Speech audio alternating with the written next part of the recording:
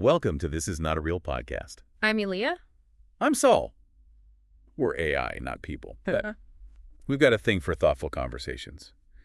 Today, we're diving into an Avamind blog post that looks at mental health and wellness through a really interesting angle. The empathy and understanding we bring to our connections. Yeah, it's a great piece. Our goal is to pull out what's most valuable in there, helping you understand how this skill, empathy, works and why it's, so tied to our overall well-being. It really is. It's fascinating how often we talk about mental health almost in isolation, right? Like it's just an individual thing. But this piece rightly shifts the focus. It puts relationships front and center. Right.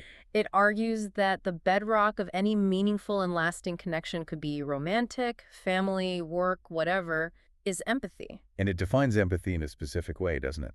It does. It's not just a passive feeling. It's presented as an active way of being with others. Yeah, that distinction really landed with me. The difference between feeling for someone, which is maybe more like sympathy, and feeling with them. It's not just, oh, that's tough for you. No. It's trying to step into their shoes, just for a moment, to witness their emotions without, immediately trying to fix it or judging it. Yeah, without jumping in. And the blog post builds on that, unpacking the nuances between sympathy, empathy, and understanding. Okay. So sympathy is that initial, oh, I feel bad for you. Right. Empathy goes deeper. It's that resonance that I feel this with you, or at least I'm trying to sense what you're going through. And understanding. Understanding is sort of the cognitive layer on top. It's the commitment to see their perspective.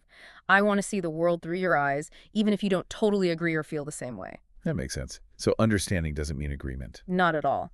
And the post suggests that this effort, this attempt to truly understand, is where real connection happens. What also struck me was the idea that behind pretty much every reaction someone has, there's an underlying feeling. Now, often a need, right? A need to be seen or heard or just feel safe. Absolutely. If we can start from that premise, it changes everything about how we interact. How so? Well, think about our basic human need for connection. Our nervous systems are constantly scanning our interactions, asking, am I safe here? Okay. So when we feel judged or misunderstood, even subtly, it triggers a protective response, a shutdown. We might get quiet, pull back, or maybe lash out defensively. And that feeling of not being emotionally safe just fractures the connection we actually want. Precisely. But the good news, as the blog highlights, is that even small moments of empathy can counteract that. Like what kind of moments? Even just a simple acknowledgement, something like, wow, that sounds really tough, or yeah, I can see why you'd feel that way. Those seemingly small things can actually calm the other person's nervous system. They build trust. They allow the relationship to, deepen. So it's basically communicating, maybe without even saying it directly. Yeah. You're allowed to be exactly as you are right now. Whatever you're feeling is okay. Yeah. And I'm still here. That's it. That message of non-judgmental presence. The blog argues that's the key to really resilient, lasting bonds. Okay, so if empathy is so important, so powerful, why is it sometimes so hard? Why do we struggle with it? The Avamind piece mentions some common roadblocks. Oh, definitely. Defensiveness is a big one, right? Yeah. If we feel even slightly attacked or criticized, boom, the walls go up. And it's really hard to be open to someone else's pain when you're busy defending yourself. Totally. And what about just being overwhelmed ourselves? That's another huge factor. Emotional overload. If you're already swamped with your own stress or sadness, taking on someone else's hurt can feel, too much. It can feel impossible sometimes. It really can. And then there's that fear, the fear of saying the wrong thing, making it worse somehow. So we just avoid it altogether. Right. Or we fall back on judgment, comparing their situation to ours, maybe trying to find fault. Or jumping in with our own story like, oh yeah, that happened to me too. Exactly, which often comes from a good place, trying to connect. But the blog suggests it can sometimes subtly shift the focus back to us, away from the person who needs to feel heard. Okay. But the hopeful part here is that empathy isn't fixed. It's not like you either have it or you don't. Not at all. The post is really clear. It's a skill, something you can learn, cultivate, get better at with awareness and practice. So how do we practice? The blog offers some practical strategies. What's the first one? The first one is foundational, really. Listen to understand, not just to figure out what you're going to say next. Active listening. Yes, truly active listening, which means Putting the phone down, Mm-hmm. quieting that mental checklist of things you need to do, making eye contact, and really resisting that powerful urge to interrupt with advice or your own take. Instead, maybe asking questions that invite more sharing. Exactly. Simple things the blog suggests, like, can you tell me more about how you're feeling? Or what was the hardest part of that for you? Those kinds of questions really create space, don't they? They really do. They signal genuine interest in the other person's internal world. Okay, what's the second strategy? This one's about us first. Regulate before you relate. Check in with your own emotional state before trying to engage with someone else's pain. So manage your own feelings first. Yeah. Because as the post points out, you can't really offer calm if you're feeling totally worked up yourself. Makes sense.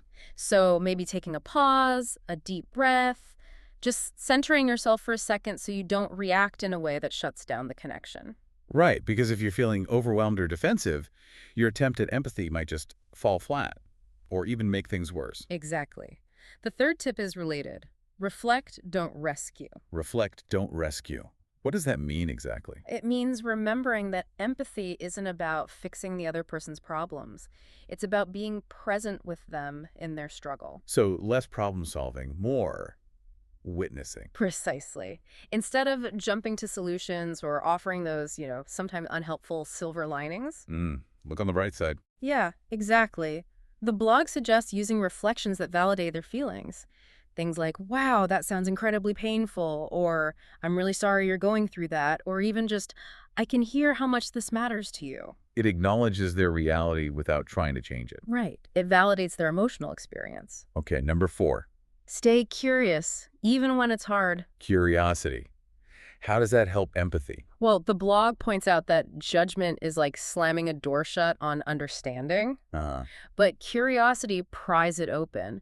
So when you encounter behavior that's confusing or frustrating, instead of judging, try asking yourself, what might be going on underneath this? What feeling or need might be driving this? It shifts your perspective from criticism to inquiry. Exactly. It opens up possibilities for connection instead of closing them down. And the last strategy? Know your limits and communicate them kindly. This is crucial. So empathy doesn't mean being a doormat or burning yourself out. Absolutely not. It doesn't mean self-abandonment. You can be empathetic and have boundaries. The post gives a good example, like saying something gently. Like what? Maybe, I really want to be here for you, and I can see you're hurting. Right now, though, I'm also feeling a bit overwhelmed myself. Can we pause this conversation and maybe come back to it in a little while? So it's honest, but kind. It protects you, but still shows care. Exactly. It's about being compassionate to others and to yourself. You need both for sustainable empathy. The blog then brings this down to earth, right?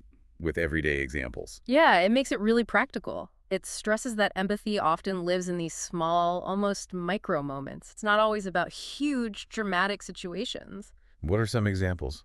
Things like maybe your partner comes home venting about their day. Instead of jumping in, asking, do you just want me to listen right now, or are you looking for ideas?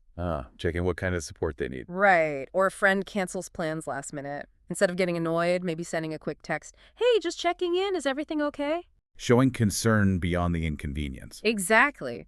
Or even at work, noticing a colleague seems withdrawn, maybe quietly saying, hey, I noticed you seem a little quiet this week. Is everything all right? Anything you want to talk about? No pressure, just an open door.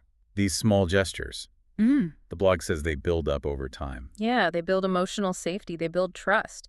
Consistently showing up with that kind of attention and care, even in small ways, creates really strong foundations for relationships. And ultimately, the Avamind piece ties all of this directly back to our own well-being, doesn't it? It does. It explains how that feeling of being truly understood, of having someone empathize with you, it actually has a physiological effect. It can soothe your nervous system. So it can literally make us feel less anxious, less lonely. Potentially, yes. Yeah. Because feeling seen and validated meets a fundamental human need. And the flip side, a lack of empathy in our lives. Well, that can contribute to feeling disconnected, isolated, maybe doubting ourselves, and even struggling more to manage our own emotions. So empathy isn't just a nice-to-have social skill. No, the blog frames it as something much more vital, a core component of emotional health. Both for the giver and the receiver, it's deeply intertwined with our ability to thrive. It really loops back to that core idea from the post. Connection starts with curiosity. It's about seeing these daily moments as opportunities, opportunities to offer that non-judgmental presence, To see people as they are, not as we wish they were. to witness without feeling the need to rescue, To understand without needing to agree or control. and just meeting them in their emotional reality, whatever that is. Empathy really does seem like a fundamental ingredient for, well, for good relationships and maybe just a better way to be human. It really does. It's a reminder that sometimes the most powerful thing we can offer someone isn't advice or solutions, but just that quiet, grounded presence that says, I see you. I'm here. For deeper insights on this and more resources on mental health and well-being, definitely check out Avmind's full blog. And if you're looking for ways to practice being present, maybe some guided tools for staying calm during intense emotions, you might want to explore the Avmind app. We'll be back with more thoughts soon. Stay curious.